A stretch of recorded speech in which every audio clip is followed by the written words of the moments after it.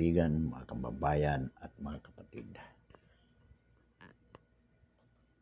Pag-alaman po natin na di umano tumututol po ang mga manggagawa sa polisiya na ipinatutupad ng kanilang mga employers na sila po ay pagbawalang pumasok kung sila po ay hindi magpapabakuna laban sa COVID-19. Marami pong ayaw na mga manggagawa na magpabakuna at nagrereklamo po sila na kung hindi sila papapasukin kung hindi magpapabakuna. Ang tanong po dito,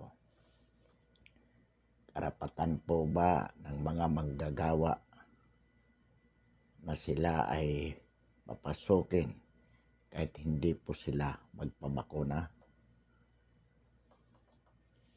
Illegal po ba sa bahagi ng employers na pilitin magpabakuna ang kanilang mga manggagawa bilang kondisyon para sila ay makapasok sa kanilang trabaho? Well, ang atin pong opinion dito, personal, ay karapatan po ng mga employers na pilitin ang kanilang mga manggagawa na magpabakuna, at kung umayaw po sila, pwede po silang hindi papasukin sa kanilang trabaho. Bakit po? Sapagkat this is a matter of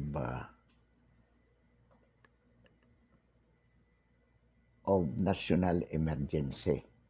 Alam po natin ang scope ng COVID-19. Alam din po natin ang nature nito, lalo na sa banta ng mga bagong variant. Mabilis pong makahawa ito. At tungkulin po ng mga employers, ng mga may pagawaan, na tiyakin na mapangalagaan ang kanilang mga empleyado laban po sa pagkalat o sa hawaan ng COVID within the premises of the place of work.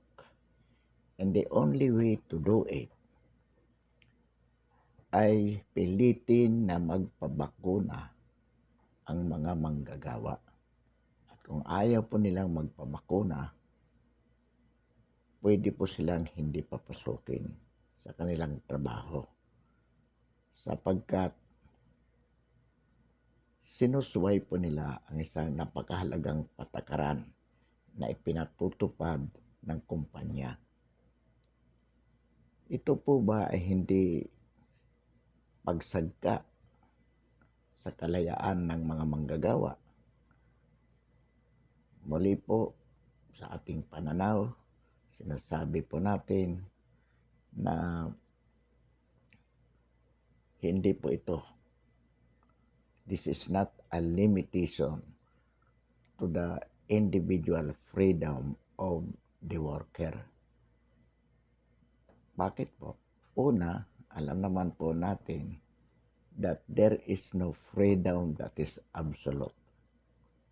Secondly, kapag ito po ay emergency, so yung kalayaan po natin ay nagkakaroon ng limitasyon. At in relation to this COVID-19, which is highly communicable, transmissible, especially with the new variants, then that being a national emergency, it can be imposed upon the workers. So pag ayaw po nilang magpabakuna for whatever reason, then the risk of losing their jobs. So kailangan po maging maliwanag sa ating mga manggagawa yan. Kayo po, gusto ninyo ng trabaho, para sa inyong pamilya. Kayo po ay naglalakbay mula sa paggawaan papunta sa inyong tahanan, tuwi-tuwi na. So, kailangan po maprotektahan ninyo ang inyong sarili para hindi mahawa at ganoon din po ang inyong pamilya. Sapagkat pag kayo po ay nahawa, malalagay din po sa panganib ang kalusugan ng inyong mga pamilya. At gayon din po ang makasamahan ninyo sa trabaho. Kaya po kailangan kasama po ito sa tungkulin natin. It also becomes a duty on the part of every worker na magpabakuna. Nang sa ganon, hindi po siya maging carrier ng COVID-19 and its variants. The only way to ensure it ay magpabakuna po ang mga manggagawa. Kaya po, dito sa balitang ito, wala na ayaw papasukin ang sino mang manggagawa na ayaw magpabakuna. Sinasang-ayunan din po natin. At dapat lamang po. Sa puntong legal, sinasabi po natin, sa ating paniniwala, legal po ito sa bahagi ng mga employers na pilitin po ang kanilang mga manggagawa na magpabakuna bago po papasukin sa kanilang trabaho. At kung ayaw po magpabakuna, huwag pong papasukin. Because this is the only way to compel them to subject themselves to vaccination. Kung hindi sila papasukin sa trabaho, kung hindi po sila magpapabakuna. Kaya po sa ating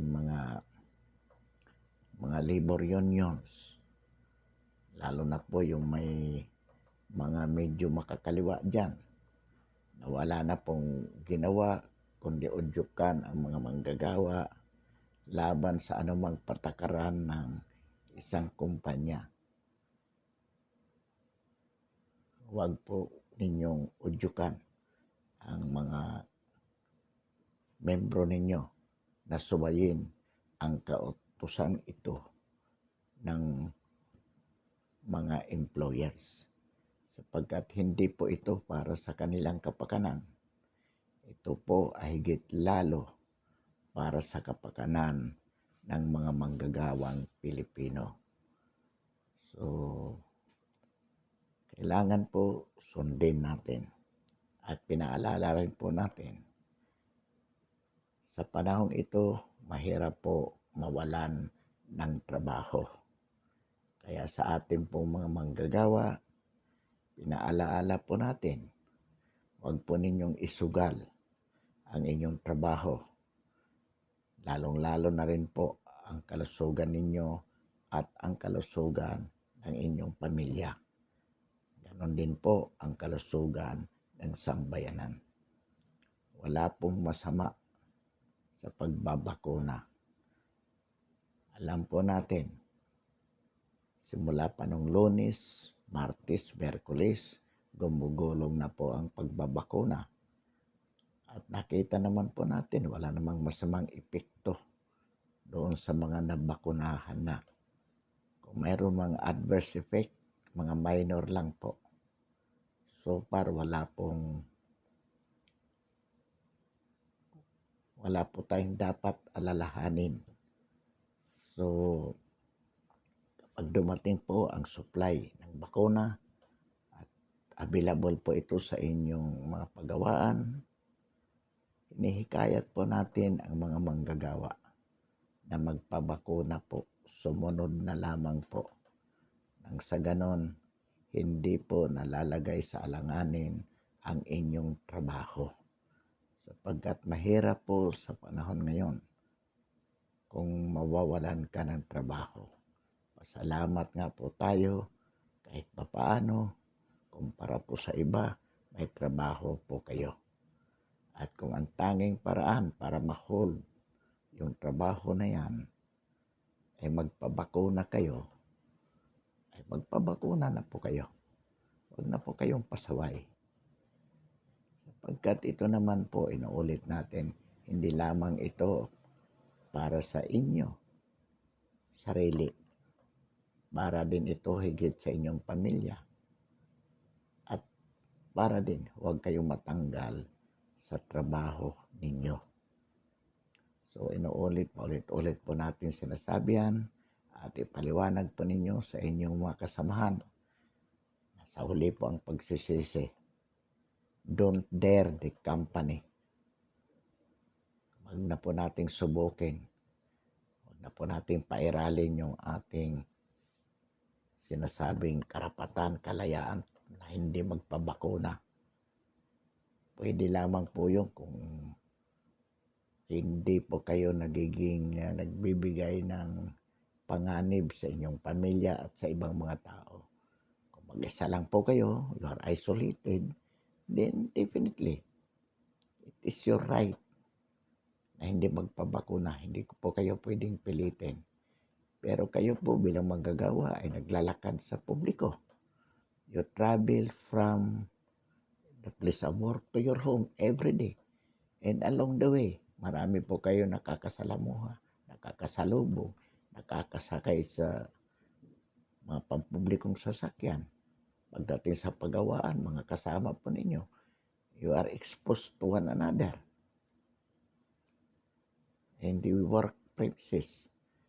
So, kailangan po talaga na mabakunahan lahat ng mga manggagawang ito. So, inuulit po natin.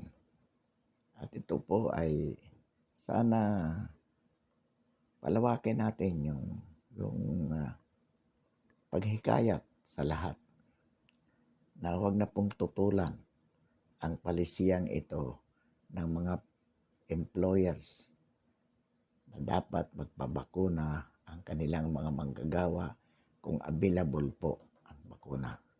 Ang masama lang po dyan, kung pinababayaran sa inyo, medyo foul sapagkat hindi po natin kakayanin.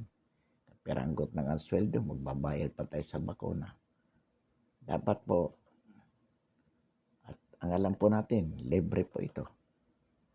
Kung may magbabayad man dito, dapat ang kumpanya ang magbayad para sa bakuna ng kanilang mga empleyado. Pero ang alam po natin, libre ito mula sa gobyerno. Pero assuming na hindi po makayanan ng gobyerno ang lahat, ang gastusin, pambili ng bakuna, dapat po i-shoulder ito ng mga employers. I-shoulder po nila. At kung kaya, with the subsidy of the government. Pero dapat po libre ito sa mga manggagawa. At yun po ang alam natin, libre talaga. Dahil kung hindi po ililibre yan, may dahilan ang mga manggagawa para makatanggi sapagkat mahal at hindi nila kayang bayaran. So, magiging dahilan po para tumanggi sila. At may katwiran na tumanggi. Pero kung ito naman po ay libre, wala po silang katwiran na tumanggi. Kung ang kanilang sinasabi po ay baka kung ano, allergy o may mga adverse effect, hindi po sapagkat tinitingnan naman po yan bago sila turukan. Meron pong konsultasyon sa kanilang kalusugan. Kung may sakit po, edi bahala po ang doktor dyan. Ubaya po natin sa doktor. Sapagkat kung bawat isa ay magpapasya kung dapat ba siyang turukan o hindi, mas marami po dyan tatanggi. Hindi po maipapatupad ang palisiya na yan. Sa totoo lamang po, napakaganda pong policy yan. At inaasahan po natin na sana po marami pang vaccine na dumating nang sa gayon po lahat ng dapat maturukan ay may available po na vaccine na magagamit.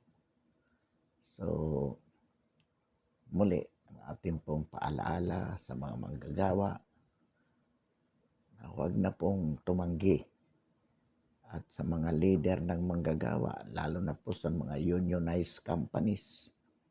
Ito po ay tungkulin ng mga union leaders na hikayatin ang kanilang mga members, yung mga membro po, as a matter of policy na kailangan pong sumunod.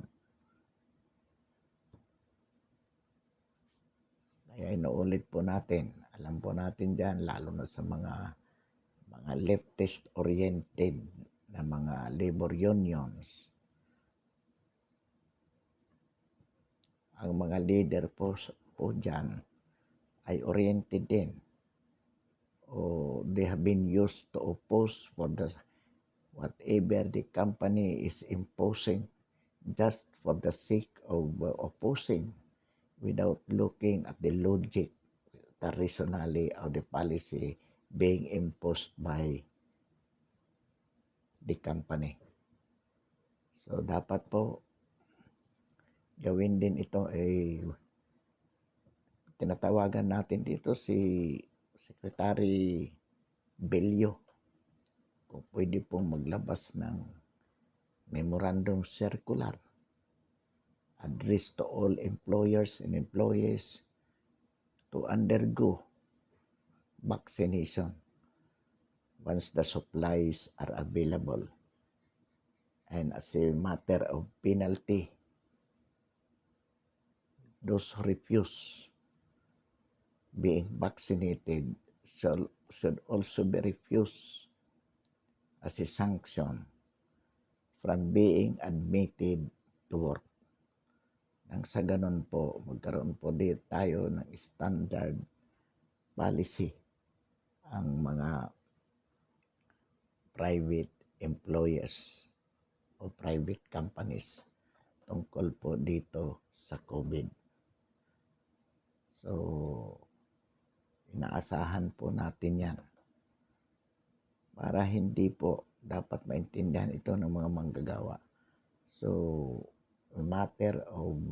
this is a matter of compulsory upon them. Hindi na po ito discretionary on the part of dapat hindi po ito gawing discretionary upon the workers kung sila po ay magpapabakuna o hindi. It should be made compulsory upon them. Yun po ang dapat. At para po maging ganap ang pagiging compulsory niyan, kailangan po mayroong memorandum circular from the DOLE na inaobliga ang mga kumpanya na gawin po itong patakaran at their expense kung hindi man po mailibre ng gobyerno. So, yan po. And another topic po natin pag-uusapan, itong si Yorme ng Maynila. Sapagkat kailan lamang ito po ay nagsalita na bakit daw ang bumabaha sa Maynila ay tarpaulin, hindi yung vaccine. Sapagkat alam po naman natin na maraming mga tarpaulin na nakasabit anywhere na naghihikayat kay Inday Sara na tumakbo bilang Pangulo ngayong darating na 2022 election. Alam po, nung unang bugso ng pag-upo po ni Yorme sa Maynila, marami po itong pinahanga sa kanyang aggressive approach in public service. At ito naman po ay nakita ng marami. Kasama na rin po tayo doon. na napahanga kay Yorme. At marami pong nag-isip na kung maipapagpatuloy ni Yorme yung ganong attitude sa serbisyo publiko, ay pwede po siyang makonsidered na presidentiable. Maaaring hindi pa sa 2022, but in the near future. So, very potential po ang ipinakita. Kaya lamang, una po, nagkaroon ng batik dyan. Noong minsan, ipinatanggal niya ang tarpaulin na nagdedeklara na persona non grata sa City of Manila ang CPP, NPA, NDF bilang isang teroristang grupo. Marami po ang nagulat, kasama din po tayo doon, sa naging attitude ni Yorme. Because at that time, medyo mataas ang emosyon na dapat lahat ng LGUs sa buong bansa ay magkabit ng ganong tarpaulin na kung saan idinideklara na persona non grata ang CPP, NPA, NDF sa kanilang mga lugar. But sa Maynila, tahasang sinabi ni Mayor na hindi po pwede, hindi niya papayagan ang ganong mga tarpaulin sa siyudad ng Maynila. So, yung iba po nating mga kababayan, nagsaliksik sa background ni Yorme at nalaman po doon na siya pala ay consultant ng NDF.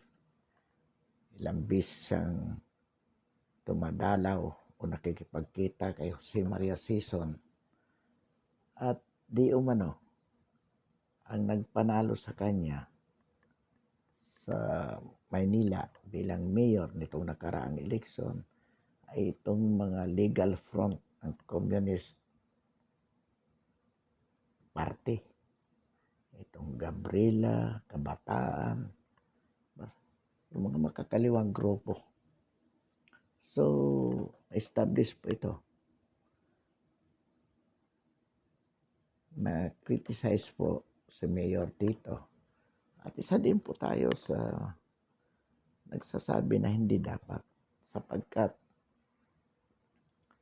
hindi po dapat ang isang mayor, lalo na pa katulad sa Maynila, na mayroon kang silence alliance with the leftist, with this CPP, NPA, NDF, which was declared a terrorist. Bakit po? Sapagkat magko-compromise po ang kaligtasan ng sambayanan. Sapagkat kung mga teroristang grupo ito at hayaan mong they could go freely within your jurisdiction, eh malaya po nilang maisasagawa yung kanilang mga evil designs ng mga terorista na ito. So isa po yan. And you can be an instrument of overthrowing the government because alam naman po natin ang nais ng mga ito, mga komunista, pabagsakin ang gobyerno. At maybe yan po ang dahilan kung bakit agresibo yung mga iba nating kababayan dyan, katulad ng mga vendors, katulad ng mga lumalaban sila sapagkat mayroong nagbaback up sa kanila ng mga organisasyon na mga makakaliwa at hindi naman pwedeng sanggain o sawayin ito ng mayor sapagkat mayroon nga silang alyansa na sekreto with this group. So yan po yung isa nating kritisismo kay Yorme. At kay makailan lamang po, ito na naman tungkol sa tarpaulin. Na ang sinasabi po niya, in indirectly, bakit may mga tao lang, huwag ikumpanya si Inday Sara. At nung na-interview po siya, sabi niya, becoming a president is at the subconscious mind, at is in the mind, at the subconscious level of every politician. So, it appears na si Mayor ay nagsisimulang ayaw magpakita na ayaw niya sa Duterte. Kung matatapos ang si Pangulong Duterte, maaaring siya. Siguro ang tingin niya dito kay Sara ay threat.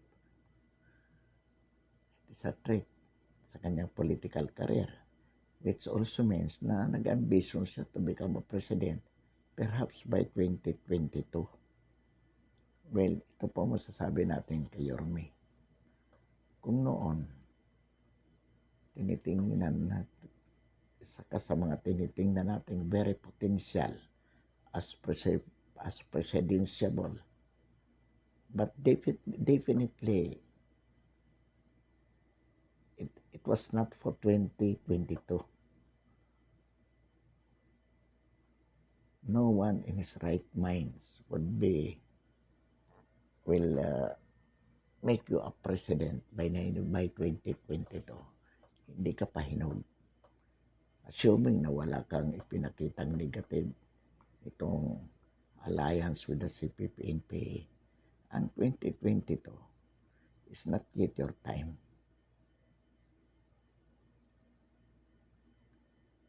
Siguro by 2028, kung talagang agresibo ka, vice presidential could be considered. That was before. Pero sa ngayon, medyo lumabo yan. Bakit? Sapagkat nga dito sa mga pinakikita mo una dito sa leaning with the leftist, dito sa mga isyo ng tarpaulin, ng persona non grata, medyo, while that attitude was not yet a 100% confirmation with your being connected with the CPP-NPA and DF, nevertheless,